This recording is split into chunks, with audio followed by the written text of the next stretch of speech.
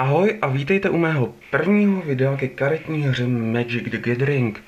Vy, co mě neznáte, tak jsem také plzeňským organizátorem této hry a tento kanál slouží k zábavě a různým pozvánkám do našeho klubu. Magic the Gathering se věnuje již přes 9 let a s nadcházejícím blokem Return to Ravnica jsem se rozhodl udělat moje první video s boosterem původního Ravnica bloku. Guild Pact.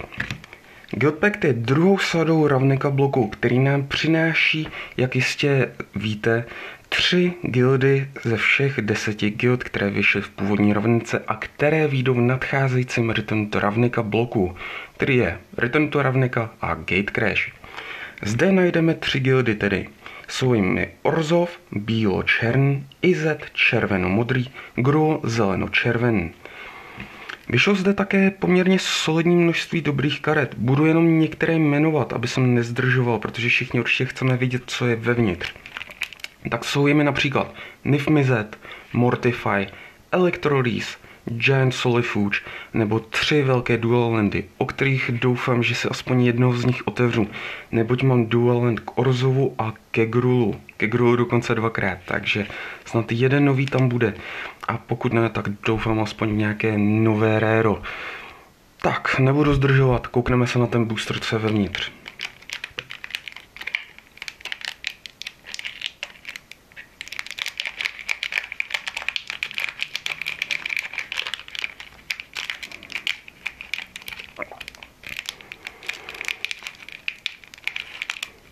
Předem se omlouvám za některé zvuky, které můžete uslyšet v pozadí, jsem trochu nemocný, takže může být slyšet, jak tady třeba chrchlám a podobně. Tak. Takže první kartou, kterou zde máme, je Ogre Savant. Common za 5 man 3/2. Tuhle tu kartu již mám ve foilu. Je to spíše karta na limited, takže moc hratelná není, ale někoho může potěšit. Výborně, druhá karta je hratelná, je to Repeal, ten vídám normálně na našich turnajích. Za jednu modrou dostanete instantní kouzlo, které vrátí non-land permanent s cenou X a omlouvám se, s cenou X do majitelovo ruky a po saze si líznete kartu. Je to poměrně solidní kouzlo, které dokáže jak vypomoct vám, tak krásně zpomalit soupeře. Scab Clan Mauler. Krásná věc do druhého kola, nebo u některých lidí do prvního. Za 2 many můžete prakticky mít 3/3 s tramplem, což je hodně solidní. A první commonový dual land, Izzet Boiler Works. Tohle je opravdu pěkná karta. Já nevím jak vy, já je osobně nehraju, zkoušel jsem je přijít o land právě po vyložení tohoto mi přišlo poměrně nevýhodné, ale viděl jsem balíčky, které hrají právě třeba na landfall a kombinace s tímhletím tak byly skoro neporazitelné, nešlo to zastavit ani. Takže někomu se to bude hodit, někomu ne. Každopádně tahle karta už je na výměnu u mě. Ghost Warden, také na výměnu za 2 many 1/1 Spiriták. Solidní podpora, když sám nemůže útočit. Orzhov Eutanist, za 3 many 2/2 s perfektní schopností Hound. Když přijde na bojiště, anebo bitev, s kterou straší, je dána na hřbitov, můžeme zničit tedy vybranou bytost, který byl udělaný zraní v tomhle kole. Tedy musíme. Poměrně dobrá věc, ale musíme se postarat o to, aby něco se zranilo, takže když se nezraní, tak ho se nedá nic dělat. Ale za 3 many 2/2 na původní poměry normálka. Cry of Contrition, podle mě je solidní discard. Za 1 manu discardne soupeř 1 kartu, nebo my, to je jedno.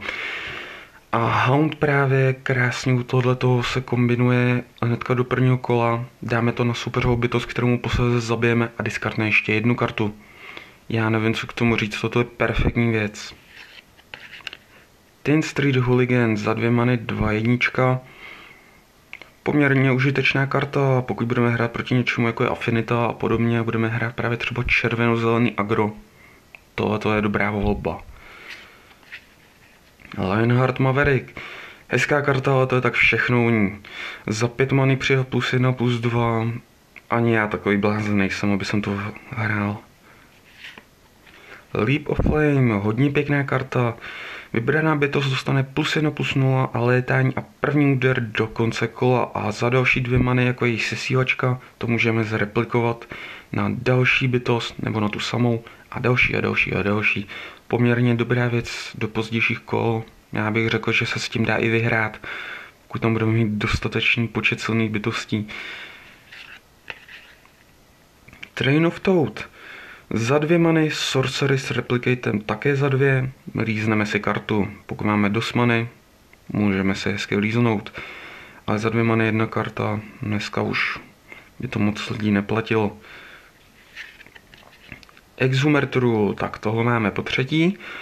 Za 6 mám 3/3 s Hauntem, když on přijde na bojiště nebo bytost, kterou straší, je dána na hřbitov, můžeme vrátit vybranou bytost z našeho hřbitova do naší ruky. To je poměrně šikovná karta, dělá vlastně 2x Raise Dead.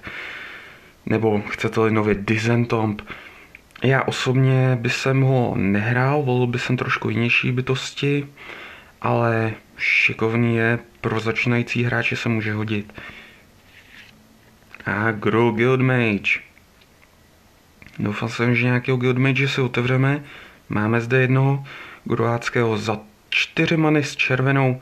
Obětujeme zemi. Grow Guildmage dělá 2 zranění do vybraného hráče. A za 4 many vybraná bytost dostane +2/+2 do konce kola. Dle mého názoru zeleno-červená, ta získá hodně zemí naraz. Takže můžeme, anebo many, Seating Songs, sami znáte. Takže můžeme udělat jak první, tak druhou schopnost tak, že dokáže možná i soupeře zabít. Pokud někdo vydrží tak dlouho hrát, aby to mohl udělat několikrát po sobě, tak se mu to může povíst. Pěkná karta. Etherplasm, dokonalá výměná karta. Kdykoliv Etherplasm blokuje bytost, mohu ji vrátit na svoji ruku.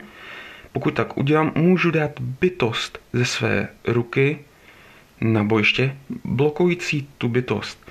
Je to jedna z možností, jak vyložit takové ty velké a drahé potvory, které nikdo nechce hrát.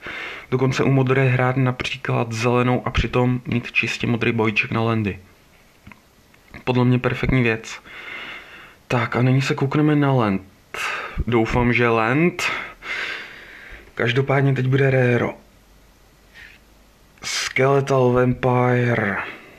Není špatné. Mám ho již podruhé, tahle ta karta byla poměrně dost hratelná, co si pamatuji. Každopádně je to za 6 man 3/3 lítačka. To není zas tak dobré. Když přijde do bojiště, dám 2/1/1 černé netopíří tokeny. To už se trošku vykoriguje. A za 5 man mohu obětovat netopíra, dá tam další 2 netopíry, což je docela šikovný, že můžu takhle násobit. A při obětování netopíra zregeneruju tady upíra.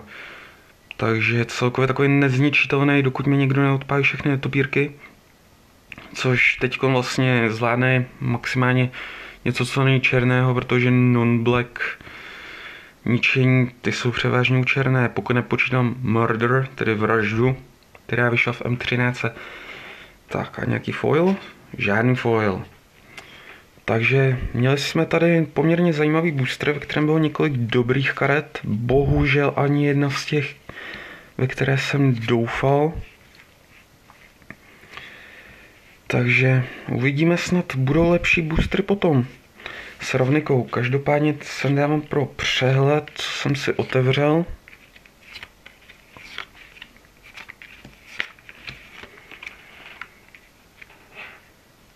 Takže další video by mělo být už pozvánkou na náš vánoční turnaj. Bude to v říjnu, takže poměrně s předstihem. Pozveme vás na vánoční turnaj, nebudu říkat přesně, o co se bude jednat. Výhry jsou velké, startovné bude malé, takže můžeme doufat, že uvidíme i nové tváře u nás. Každopádně posléze další video už udělám k nové ravnice. Není tady, můžeme dát starému ravnika bloku s Bohem a přivítat s velkou slávou nový ravnika blok. Snad bude ve šlépějích toho starého dobrý. Každopádně děkuji vám za sledování mého videa a příště se těším na viděnou. Ahoj.